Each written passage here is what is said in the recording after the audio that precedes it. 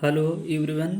Today we have discussed some limitation of conventional active device at microwave frequency. In previous lecture, we classify all microwave devices in four categories.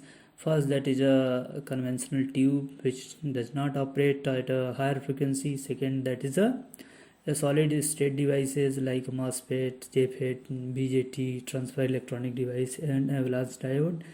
And then tubes, microwave tubes like O type, original type, that is a klystron, and TWT.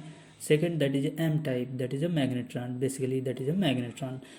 Now why researcher and scientist will go through the microwave tubes and solid state device? There is some limitation in conventional device, in triode, pentode.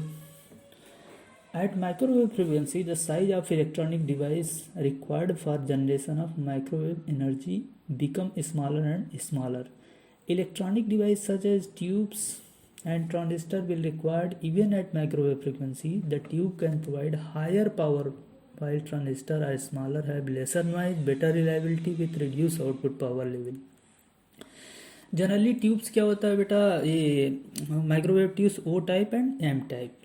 तो basically जब conventional triode and tetrode and pentode की बात करते हैं, तो जब when we operate higher than 1 gigahertz frequency, they have some limitation and drawback. Basically limitation is like inter electrode capacitance. दो electrode के बीच में कैपेसिटेंस क्रिएट हो जाता है. लीड इंडक्टेंस इफेक्ट मीन्स जो कैथोड पिंस हैं, लीड हैं, ग्रिड लीड हैं, इसमें एक इंडक्टेंस जनरेट हो जाता है. Third, that is a transit time effect. Transit time means कि एक इलेक्ट्रॉन को कैथोड से ग्रिड में पहुंचने के लिए जितना टाइम लगता है, इसमें कुछ इफेक्ट आता है. 1 बाई 1 हम डिस्कस करेंगे. Third, that is mainly gain bandwidth product limitation. Gain bandwidth product for conventional tube is constant होता है. कांस्टेंट होने का मतलब गेन बढ़ाएंगे तो बैंडविड्थ कम हो जाएगी, बैंडविड्थ बढ़ाएंगे तो गेन कम हो जाएगा. तो दोनों कैसे इंक्रीज हो, इसके लिए रिसर्च और साइंटिस्ट ने बहुत प्रयास किए और उसमें ओ ट्यूब, एम ट्यूब्स, ये सब डिस्कवर किए. Third that fourth, that is effect due to conductance loss at high frequency, dielectric loss due to radiation loss at higher frequency. All these are limitation. 1 by 1 we have discuss. First we know that formula of capacitance xc 1 upon 2 pi fc. When we increase frequency, value of xc will decrease. Decrease means near to zero. When high frequency increase, तो जब ये behave as a short circuit, shunting effect create करता है, इसको बोलते हैं inter electrode capacitance. जैसे diagram में दिया है, grid to cathode that is a CGK, grid to anode that is a CPJ, and anode to cathode there is a capacitance exist that is CPK से हमने डिनोट किया हुआ है. तो सारे जब इनपुट में CGK की वैल्यू इंक्रीज करेगी तो XC की वैल्यू डिक्रीज करेगी, तो ओवरऑल इनपुट इम्पीडेंस क्या होगा, रिड्यूस होगा, एज अ शॉर्ट बिहेव करेगा इनपुट पे. तो आउटपुट क्या होगा, गेन रिड्यूस हो जाएगा, पावर इसका रिड्यूस हो जाएगा. Similarly that is the inter electrode caps inductance. तो इंडक्टेंस में से पहले हम लोग बात करें कि रेमेडी क्या है. अगर मान लीजिए हम लोग कन्वेंशनल ट्यूब ही यूज़ कर रहे हैं तो इंटर इलेक्ट्रोड इफेक्ट आ रहा है, तो हम लोग कैसे करें. तो हम लोग फार्मूला जानते हैं कैपेसिटेंस C बराबर epsilon 0 epsilon R A by D. तो अब कैपेसिटेंस को मिनिमाइज करना है तो increase the distance between electrode. अगर इलेक्ट्रोड को डिस्टेंस को इंक्रीज करेंगे तो C की वैल्यू क्या होगी, रिड्यूस होगी. C की वैल्यू रिड्यूस होगी तो XC की वैल्यू इंक्रीज करेगी. तो इम्पीडेंस रिड्यूस होने के बजाय इंक्रीज करेगा, तो इंटर इलेक्ट्रोड कैपेसिटेंस से कुछ बच सकते हैं इन कन्वेंशनल ट्यूब में. That is remedy. Second, that is a lead inductance effect.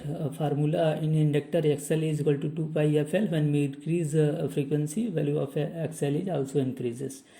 तो LK, LP, LG is cathode lead inductance, plate lead inductance and grid lead inductance in conventional triode. तो अब इसमें भी वैल्यू इंक्रीज हो जाती है, XL की वैल्यू, और रिड्यूसिंग द गेन रिड्यूस करती है. तो लीड इंडक्टेंस इफेक्ट की रेमेडी क्या है.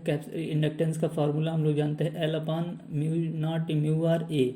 तो L can be decreased by using larger size salt lead without base pin, increasing gain A and decreasing L. तो how we reduce the power handling capability, इसके कारण पावर हैंडलिंग कैपेबिलिटी रिड्यूस हो जाती है। लेकिन ओवरऑल इंटर इलेक्ट्रोड कैपेसिटेंस और lead inductance effect जो लियाओ ने डिस्कस किया है, इसको हम कंबाइंड इफेक्ट में डिस्कस किए हैं। यहाँ पे देखिए, यहाँ पे कैथोड में एक एल के वैल्यू लिया है, एक रेजोनेंस सर्किट लिया है, that is a parallel combination of R L C, और इस ट्रायोड का हमने एक इक्विवेलेंट डायग्राम बनाया है, कैपेसिटेंस और एक current dependent source that is G M B G and R P. इससे हमने वैल्यू कैलकुलेट किया है कि अगर C G P, generally C G P grid to plate capacitance is less than grid to cathode and W L K is less than 1/ओमेगा G K. तो overall input impedance इसमें देखिए equivalent circuit में that is B G plus B K, B G plus B K. B के की value हमने निकाल लिया है कहाँ से, बी के कहाँ का वोल्टेज है, दैट इज इंडक्टर के क्रॉस वोल्टेज। तो इंडक्टर में करंट देखिए जी एम बी जी फ्लो हो रही है, तो इसकी वैल्यू जे ओमेगा एल के है। तो नेक्स्ट में हमने लिख दिया है इक्वेशन नंबर 1 में बी के की वैल्यू जे omega L K G M B जी। और इनपुट करंट देखो सी जी के में करंट प्रोड्यूस हो रही है, तो करंट की वैल्यू निकालना है, तो यहाँ का वोल्टेज बी जी है 1/जे ओमेगा सी जे के। तो करंट की वैल्यू क्या होगी, वोल्टेज बाई करंट। तो आई एन क्या होगा, जे ओमेगा सी जी के इंटू बी जी, इक्वेशन नंबर 2। तो अब वी इन और आई एन इक्वेशन 2 और 3 को कंबाइंड करें तो वी इन की value in terms of current that is V N equal to I N 1 plus J omega L K G M divide by J omega C G K. तो अगर Y in निकालना है तो I N by Y N हमने देखा omega square L K C G K G M plus J omega C G K. लेकिन इन terms of impedance हम लोग जनरली, हम लोग की हैबिट है, आदत है, तो हमने इन terms of Z input triode का देखा, तो 1/ओमेगा square L K C G K G M minus जे 1/ओमेगा क्यूब एल स्क्वायर सी G K G M square. तो इसमें देखिए बेटा कि जो जेड इनपुट इम्पीडेंस है ए स्क्वायर ऑफ फ्रीक्वेंसी, देखो रियल टर्म देखो, तो जेड इन प्रोपोर्शनल टू 1/ओमेगा स्क्वायर है। मतलब फ्रीक्वेंसी इंक्रीज करोगे तो इनपुट इम्पीडेंस की वैल्यू बहुत ज़्यादा रिड्यूस हो जाती है ट्रायोड की एट हायर फ्रीक्वेंसी पे। तो जनरली 60 की तरह, जैसे आपने वोल्टेज इनपुट में लगाया वो 60 हो जाता है, वहीं पे आउटपुट पे जा ही नहीं पाता। तो इसका मतलब कि जो आपका गेन है वो क्या होगा, रिड्यूस हो जाएगा।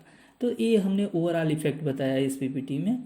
Next that is what is transit time और angle effect. Transit time is equal to होता ही है डिस्टेंस बाय वेलोसिटी। तो सपोज करो कैथोड से इलेक्ट्रॉन फिगर में दिया है, देखो कैथोड से इलेक्ट्रॉन निकलना है, ग्रिड पे हमने पॉजिटिव पोटेंशियल लगा दिया है, मतलब आरएफ सिग्नल अप्लाई करेंगे। उसके पहले हम लोग देखते हैं कैथोड से इलेक्ट्रॉन निकला, ग्रिड पे गया, तो ग्रिड और कैथोड के बीच हमने डिस्टेंस डी लिया है और वेलोसिटी इलेक्ट्रॉन की वी नॉट लिया है, स्मॉल वी नॉट। तो टाइम बराबर distance by D by V naught. तो एंगल क्या होता है, जब फ्रीक्वेंसी का मल्टीप्लाई कर देते हैं इसमें तो उसको बोलते हैं angle. Theta G equal to omega tau equal to omega D by V naught. तो अगर हम कैथोड को एनर्जी एक्साइट देंगे बाई बैटरी बी सपोज करो, तो static energy that is A B.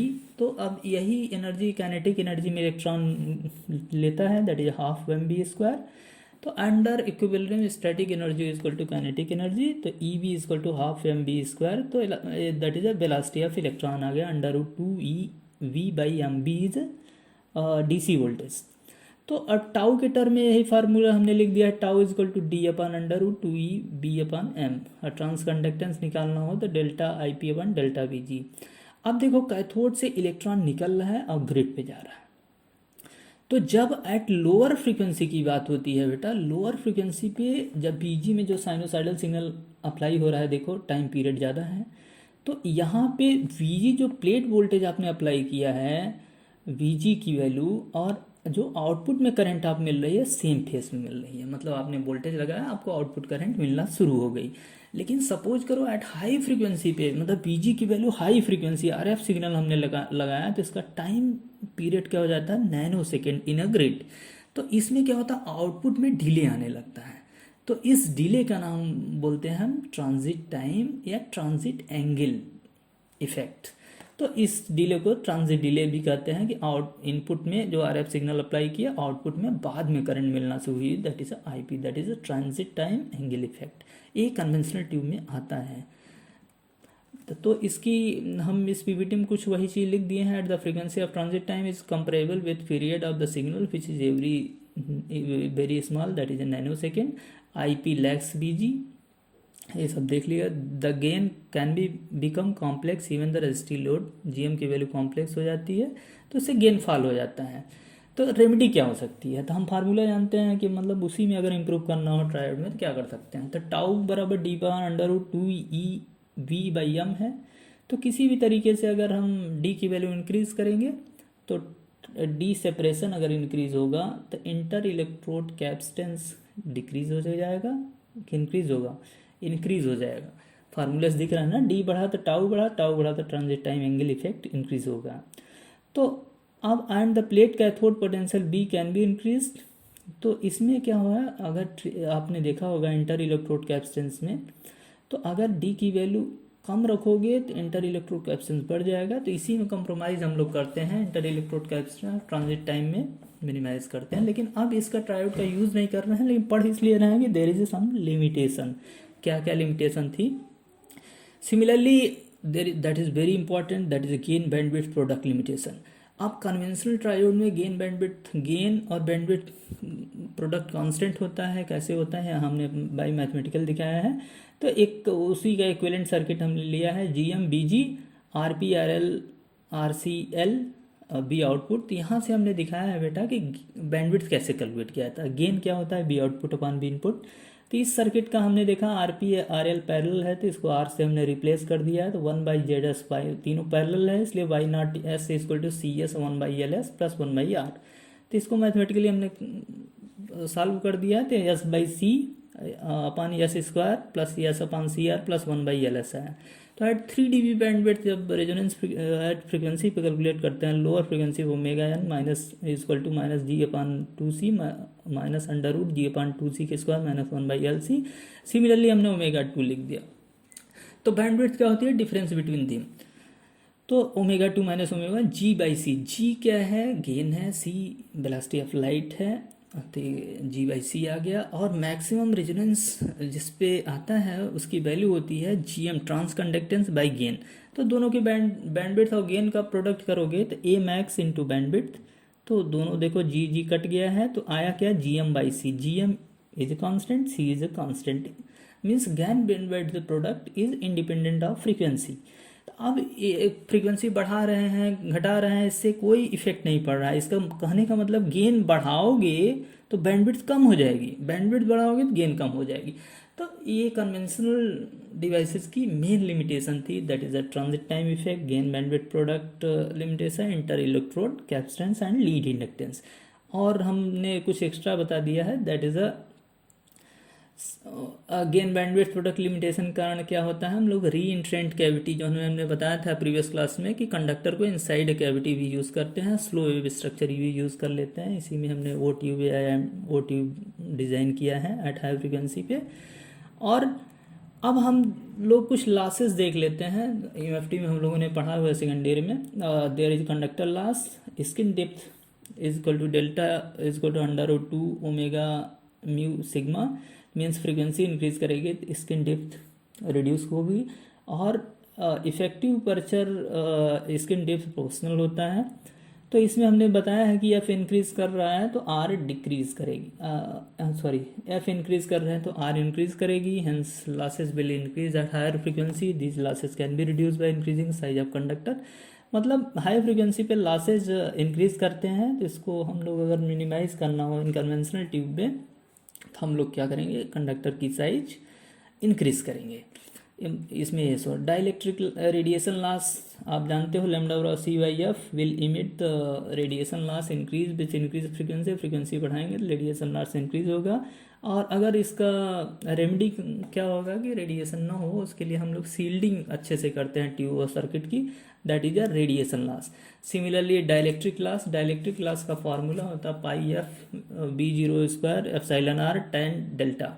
तो इसमें फ्रीक्वेंसी के प्रोपोर्शनल है, तो इसका मतलब फ्रीक्वेंसी इंक्रीज होगी तो पावर लॉस डाइलेक्ट्रिक लॉस कम होगा। अगर dielectric like spacer glass, envelope, silicon, plastic, कोई भी डाइलेक्ट्रिक होगा उसमें लॉस इंक्रीज होगा हायर फ्रीक्वेंसी पे। तो इसमें इसकी रेमेडी क्या हो सकती है, मतलब इसी में प्रिकॉशन लेना हो, eliminate the tubes base and reduce the surface area of glass.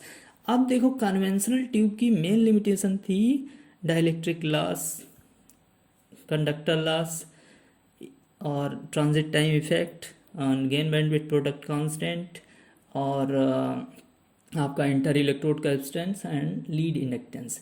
तो अगर इतने लिमिटेशन को हम रिमूव करके हायर फ्रीक्वेंसी पे अगर हमारी कोई डिवाइस डिजाइन करे तो वो हम लोग के लिए सुटेबल होगा।